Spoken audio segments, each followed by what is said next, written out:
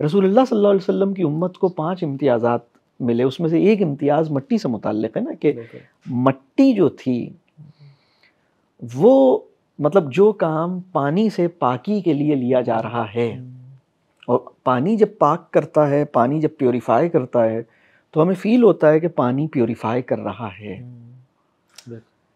लेकिन मट्टी, जब रसूलुल्लाह सल्लल्लाहु अलैहि वसल्लम ने फरमाया और अल्लाह का फैसला था कि भाई तुम मट्टी को भी हम वही फजीलत दे रहे हैं, ये एक तरह से एक मतलब मैं इस पे जब गौर करता हूँ तो मुझे लगता है कि हमें एक बहुत इनडायरेक्ट मैनर में तरगीब दी गई कि तुम मट्टी से बेजारी मत करना। बिल्कुल, मट्टी की कदरदानी तुम्हारे साथ होनी चाहिए। मतलब तुम्हारी सारी फूड जो है, यानी हर तैयब ग़िज़ा जो है तुम्हारी मट्टी से निकल के आ रही है। बिल्कुल, बिल्कुल, हर गैर तैयब ग़िज़ा तुम्हें कारखानों से निकल के मिल रही है। सही बात। तो मट्टी के साथ तुम्हारी मतलब एक तो बहुत ही, अगर आप पैदल चलते हैं, अगर आप वो एक कहीं मैंने पढ़ा कि वो मड बाथ होता है, mud bath, there is a concept of mud bath, मतलब और वो बड़ा रिलैक्सिंग भी होता है और बड़ा वो हेल्थ के लिए और साइकोलॉजी के लिए और ये बेनिफिट और वो बेनिफिट। एग्जैक्टली, बिल्कुल बिल्कुल। इवन जो ग्राउंडिंग का कॉन्सेप्ट आपने बताया,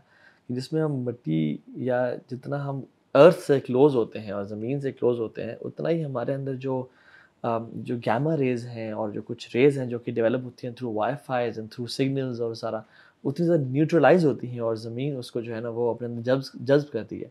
वो जो आपने इम्तियाज़ भी बताया ना कि अल्लाह के नबी को इम्तियाज़ दिया गया, एक और इम्तियाज़ भी अल्लाह के नबी को ही दिया गया, जो इलत कुल्लु अर्दु मस्जिदन व तुहूरा, कि पूरी ज़मीन को ना मस्जिद और पाक बनाया गया। तो यानी हम कहीं भी नमाज पढ़ सकते हैं, बस वहाँ पे वो जगह नजस चीज़ ना हो।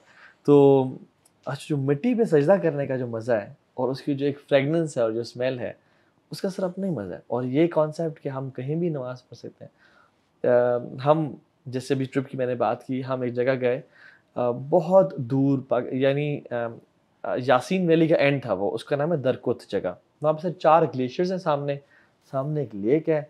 सब वहाँ पे आवाज़ और शोर का नामो निशान ही सिर्फ हम लोग थे। और एक जर्मन खातून साइकिलिस्ट थी, वो वहाँ पे हमें मिली। तो खैर हमारे एक भाई ने उनको, बूढ़ी थी वो, उसको उसको इस्लाम की ब्यूटी के बारे में वैसे बताया भी। हमने उसके सामने अज़ान भी दी ताकि उसको ज़रा, सर हमने नमाज का टाइम हो गया, सलमान भी हमने ना कहा यार ज़रूर असर पढ़ते हैं। कुछ का वज़ू था, कुछ ने उस लेक के ग्लेशियर के ठंडा पानी से वज़ू किया, और हमने उस यानी मिट्टी के ऊपर नमाज़ पढ़ी ना, ज़िंदगी में शायद वो उस जगह पे हमारी पहली और आखिरी नमाज़ होगी, क्योंकि वहाँ पे फिर दोबारा कभी जाना सोच नहीं सकते। तो वो जो एक फीलिंग आई ना कि या अल्लाह, ये मेरा सजदा, ये ज़मीन गवाही देगी क़यामत के दिन कि मैं तेरे सामने कर रहा हूँ।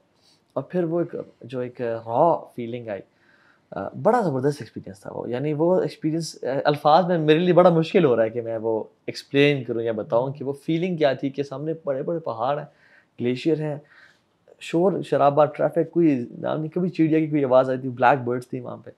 तो वो नमाज़ मिट्टी के ऊपर पढ़ने का एक अजीब मज़ा था। हमने खुद कहा कि यार कुछ बिछाना नहीं है इसके ऊपर, इस पे ऐसी नमाज़ पढ़ते हैं। तो बड़ा अच्छा, हमारी यूथ सर इससे जो है ना वो बड़ी बेखबर है और दूर जा चुकी है। अच्छा खैर, coming to the topic of youth, जैसे यूथ क्लब जो है ना वो हम यूथ पे ही बात करते हैं। मैं देख रहा हूँ कि यूथ ना, यानी अपनी जो कल्चर, अपने आप को पहचानना, अपनी जो एंकर्स थे वो बिल्कुल हम लोग ना छोड़ चुके हैं। और अब जो हमें बम्बार्ड किया जा रहा है, बताया जा रहा है, अगर मैं समराइज़ करूँ तो जो यूथ में एक आइडेंटिटी क्राइसिस है, वैल्यू से जोड़ना, या एक ऑनरशिप है of their own culture and religion, यानी उनमें वो अपने आप को खो चुके हैं, अपने आप को भूल चुके हैं। तो उसकी वजह क्या लगती है? आपका बड़ा एक्सपोज़र है एजुकेशन फ़ील्ड में, आपका बहुत बात होती है यूथ से भी और all over the world. What do you think is the basic reason कि यूथ में जो आइडेंटिटी क्राइसिस आ चुका है आजकल, और वो एक वैल्यू से डिटैचमेंट, और बस कोई भी चीज़ जो दे दी जाए और जो इन हो, और एक कल्चर जो द अमेरिकन ड्रीम का हिस्सा हो उसको अडॉप्ट कर लेना। क्या समझते हैं कि इसकी क्या वजह है? मेरा ये ख्याल है कि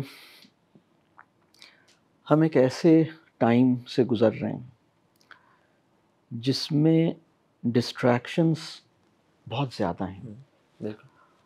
और ओवरली टेम्प्ट किए जाने के नुकसानात से हमें बेखबरी है। हमें बिल्कुल नहीं पता कि अगर हमें मुस्तकिल टेम्प्ट किया गया तो मेरा क्या बनेगा।